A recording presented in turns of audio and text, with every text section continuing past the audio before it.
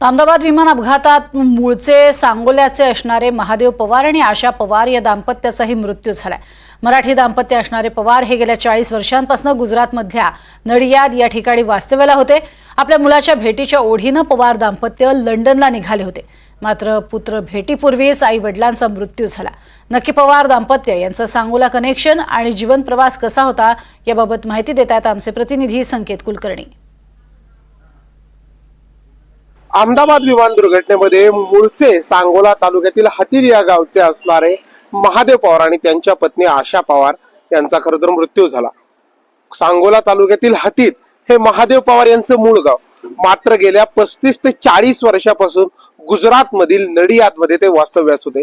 नडियाद मधीलच एका कापड मिल मध्ये त्यांनी नोकरी केली, तिथेच ते निवृत्त झाले। त्यांचा एक मुलगा आजही अहमदाबाद मध्ये वास्तव्यास आहे, तर दुसरा मुलगा लंडन मध्ये होता।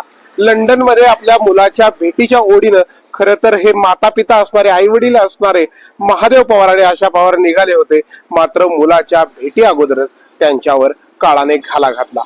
वर्ष दीड वर्षातून कधीतरीच सांगोल्याच्या हतीरमध्ये येणारे महादेव पवार आज जरी नसले तरी त्यांच्या आठवणी त्यांच्या इतर भावांमध्ये हतीर गावात आजही वसलेल्या आहेत आणि हेच सर्व बंधू आज अहमदाबाद मध्ये त्यांच्या शेवटच्या भेटीसाठी निघालेत।